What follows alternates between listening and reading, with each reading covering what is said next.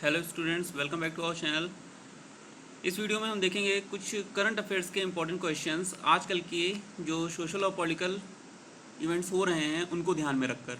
पहला क्वेश्चन हमारा कह रहा है, who is the chief of defence staff of India. हमें पता है ये क्वेश्चन काफ़ी पुराना हो गया है, लेकिन फिर भी हमें पता है इस समय जो सीमा विवाद चल रहे हैं दो देशों के साथ हमारे, उसको ध्यान में रखते हुए सीडीएस जो पोस्ट है वो हमारे विपिन रावत जी को दी गई है। कब दी गई थी? 30 दिसंबर 2019 को हमें देश के पहले सीडीएस मिले थे, विपिन रावत जी, जनरल विपिन रावत जी, जैसा आप देख सकते हैं यहाँ पर। इसके बाद नेक्स्ट क्वेश्चन कह रहा है, who was appointed as RBI deputy governor in January 2020। RBI deputy governor, जैसा कि हमें पता है इस समय देश में इकोनॉमिक क्राइसिस भी चल रही है, बहुत ज़्यादा पैसा भी इधर उधर किया जा रहा है। इसको ध्यान में रखते हुए आरबीआई के डिप्टी गवर्नर बनाए गए थे जनवरी 2020 में मिशेल देवपात्रा जी। ये जो है से पढ़े हुए हैं, पीएचडी इकोनॉमिक्स की है इन्होंने, और ये 1985 से इस प्रोफेशन में है। ये आरबीआई के कई और पदों पर भी काम कर चुके हैं, और इस समय जब ये डिप्टी गवर्नर बनाए गए हैं आरबीआई में, तो ये आरबीआई के अंदर मॉनेटरी पॉलिसी डिपार्टमेंट के साथ साथ फॉरकास्टिंग एंड मॉडलिंग यूनिट को भी हैंडल करेंगे। इसके बाद नेक्स्ट क्वेश्चन आता है हमारा, which article of Indian constitution has provision for financial emergency. ये प्रेसिडेंशियल राइट्स में आते हैं। प्रेसिडेंट के पास जो हमें दी गई हैं प्रेसिडेंट के पास जो हमारे दी गई हैं फाइनेंशियल इमरजेंसी पावर्स, उसमें आर्टिकल 360 में ये बताया गया है कि अगर प्रेसिडेंट को ऐसा लगता है कि देश में वित्तीय संकट की समस्या है, तो वह प्रधानमंत्री की सलाह से या कैबिनेट मंत्रियों की सलाह से देश में इमरजेंसी लागू कर सकता है। एक न्यूज़ आई थी अभी पिछले महीने कि प्रधानमंत्री जी आर्टिकल 360 का प्रयोग करके, हमारे प्रधानमंत्री नरेंद्र मोदी जी आर्टिकल 360 का प्रयोग करके देश में फाइनेंशियल इमरजेंसी लागू करने का सोच रहे हैं। उसी को ध्यान में रखते हुए ये क्वेश्चन है यहाँ पर। नेक्स्ट क्वेश्चन कह रहा है, who is the chairman of board of control for cricket in India. Indian cricket control board के अध्यक्ष इस समय सौरव गांगुली जी बनाए गए हैं, जो कि 35वें चेयरमैन हैं बीसीसीआई के। इनसे पहले सीके खन्ना जी थे, जो एक तरह से एक्टिंग प्रेसिडेंट थे बीसीसीआई के, और उनसे पहले जो परमानेंट थे वो अनुराग ठाकुर जी थे। इसके बाद नेक्स्ट क्वेश्चन हमारा आता है, who was awarded with Dada Saheb Phalke award 2020। Dada Saheb Phalke जो है वो भारतीय सिनेमा के जनक कहे जाते हैं एक तरह से, और यह अवार्ड अमिताभ बच्चन जी को दिया गया है सन 2018 का। 2018 का अवार्ड है जो 2019 में दिया गया है। 2019 का अवार्ड 2020 में दिया जाएगा, जो अभी दिया नहीं गया है। अवार्ड इंपॉर्टेंट नहीं है, अवार्ड में ये इंपॉर्टेंट है कि अमिताभ बच्चन जी को दिया गया है, और ये दिया किसने है? स्वयं महामहिम राष्ट्रपति जी द्वारा दिया गया है। साथ ही साथ ये याद रखिएगा बेटा कि 2017 में यह अवार्ड विनोद खन्ना जी को मिला था। और ये कौन से नंबर के दादा साहब फाल्के पुरस्कार हैं? तो ये 66, 2018 में जो अमिताभ बच्चन जी को मिला है, ये 66 सेरेमोनियल ईयर का अवार्ड था। 66 अवार्ड किसको मिला है? अमिताभ बच्चन जी को। 65 किसको मिला था? विनोद खन्ना जी को। इसके बाद नेक्स्ट क्वेश्चन आता है हमारा, who was appointed as the CEO of Yes bank in 2020। In 2020 में यस बैंक की काफ़ी क्राइसिस चली थी, काफ़ी ज़्यादा दिक्कतें आई थी यस बैंक में, जिसको देखते हुए प्रशांत कुमार जी को यस बैंक का नया CEO बनाया गया है।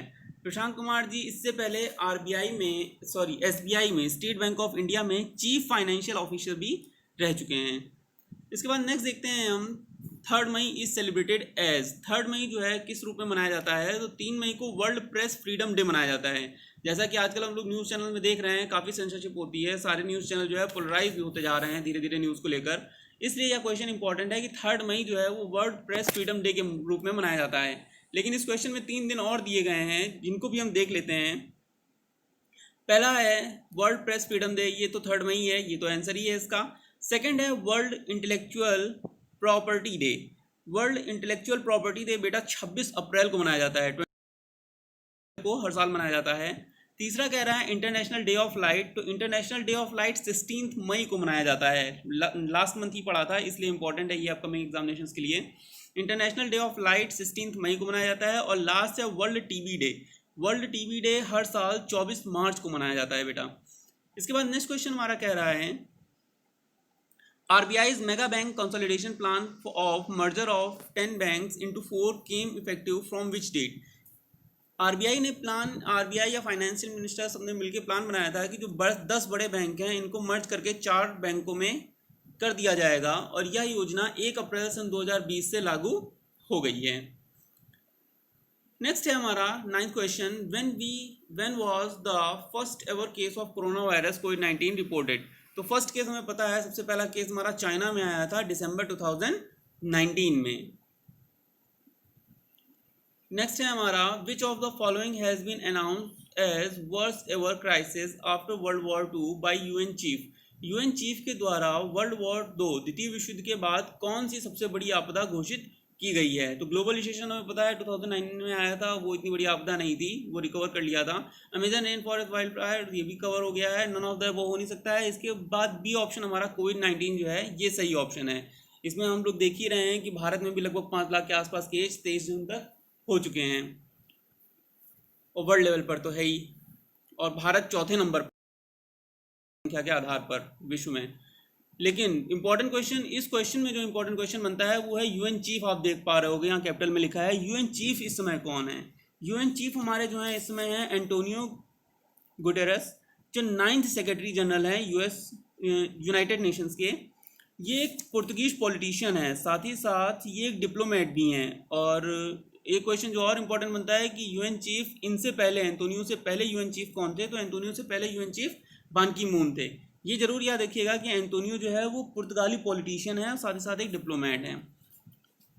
नेक्स्ट क्वेश्चन हमारा कह रहा है, where are the headquarters of, headquarters नहीं, यहाँ पे सिर्फ हेडक्वार्टर ही होगा, एक ही हेडक्वार्टर होता है। Headquarter of national development bank. National development bank NDB को न्यू डेवलपमेंट बैंक भी कहा जाता है, या इसी को हम लोग ब्रिक्स डेवलपमेंट बैंक भी कहते हैं। ब्रिक्स हमें पता है 5 देशों की संस्था है, ब्राज़ील, रशिया, इंडिया, चाइना और साउथ अफ्रीका की, जिन्होंने मिलकर एक बैंक बनाया है, न्यू डेवलपमेंट बैंक बनाया है, जिसका हेडक्वार्टर बेटा चाइना में है। चाइना में कहाँ पर? शंघाई में। हेडक्वार्टर शंघाई चाइना में है। और इस बैंक का फॉर्मेशन जो है वो जुलाई 2014 में हुआ था। जुलाई 2014 में साइन हुए थे और 2015 जुलाई से ये स्टार्ट किया था काम करना। लेकिन इंपॉर्टेंट क्या है इसमें, एक चीज़ और इम्पॉर्टेंट है कि इसके प्रेसिडेंट, जो न्यू डेवलपमेंट बैंक है, इसके प्रेसिडेंट कौन है? इसके प्रेसिडेंट इस समय मार्कस ट्रोइजो हैं। Marcos Troyjo, TROYJO। Next question कह रहा है, who was appointed as the chief minister of Madhya Pradesh in 2020। ये हमें पता है लॉकडाउन लगने से जस्ट पहले की घटना है, इस पर ज़्यादा नज़र नहीं गई थी, लेकिन फिर भी हमें पता है कि चीफ मिनिस्टर मध्य प्रदेश के इस समय कौन है। पहला ऑप्शन कह रहा है शिवराज सिंह चौहान, बगल में फोटो भी आप देख पा रहे होंगे, हाँ शिवराज सिंह चौहान ही है और ये चौथी बार सीएम बने हैं मध्य प्रदेश के। दूसरा ऑप्शन दिया है लालजी टंडन, तो लालजी टंडन सीएम नहीं हो सकते हैं क्योंकि ये मध्य प्रदेश के गवर्नर हैं इस समय। कमलनाथ कांग्रेस पार्टी से संबंध रखते हैं, ज्योतिरादित्य सिंधिया पहले कांग्रेस में थे और इस समय बीजेपी में ही हैं। तो इन चारों में से ऑप्शन सही कौन सा होगा? शिवराज सिंह चौहान, और ये 4th टाइम सीएम बने हैं मध्य प्रदेश के। नेक्स्ट क्वेश्चन कह रहा है, which organisation monitors the flow of agriculture credit और arrange agricultural credit in India. तो ए ऑप्शन कह रहा है नाबार्ड। नाबार्ड का अगर फुल फॉर्म आपको पता है तो सीधे सीधे पता चल जाएगा कि एग्रीकल्चर से रिलेटेड यही एक संस्था है यहाँ पर, बाकी संस्थाएं एग्रीकल्चर से रिलेटेड नहीं है। SIDBI small industrial development bank है, RBI रिजर्व बैंक है, सेबी जो है security and exchange board of India है। तो नाबार्ड का फुल फॉर्म अगर आपको पता है national bank for agriculture and rural development bank, तो आप समझ जाएंगे कि पहला ही ऑप्शन इसका सही होगा। नाबार्ड का फॉर्मेशन 12 जुलाई 1982 को हुआ था और इसका हेडक्वार्टर मुंबई में है। यह स्पेशली कृषि को बढ़ावा देने के लिए, कृषि को समर्थन देने के लिए ही बनाया गया है बैंक, और इसके चेयरपर्सन इस समय हर्ष कुमार भानवाला जी हैं। नेक्स्ट क्वेश्चन हमारा कह रहा है 14th, which organisation prints rupees 1 currency notes in India. 1 रुपए के सिक्के या नोट छापने का अधिकार वैसे तो 2 रुपए से लेकर 2000 तक। भारत में सबसे बड़ी करेंसी कौन सी है? 2000, सबसे छोटी 50 पैसे या 1 रुपए। तो 2 रुपए से लेकर 2000 तक के नोट जो हैं वो हमारे RBI छापता है, RBI के पास अधिकार है मॉनिटरी का। लेकिन 1 रुपए की नोट जो है उसका अधिकार फाइनेंस मिनिस्टर यानी वित्त मंत्रालय के पास रहता है। मिनिस्ट्री ऑफ फाइनेंस वित्त मंत्रालय के पास रहता है, ये याद रखिएगा। सेबी हमने अभी आपको बताया security and exchange board of India है, 1992 में बनी थी ये, तो इसके पास रुपए छापने का अधिकार नहीं हो सकता है। नीति आयोग जो है योजना आयोग का ही बदला हुआ नाम है, इसके हेड जो है हमारे प्रधानमंत्री जी होते हैं, उनके पास भी नहीं है रुपए छापने का अधिकार।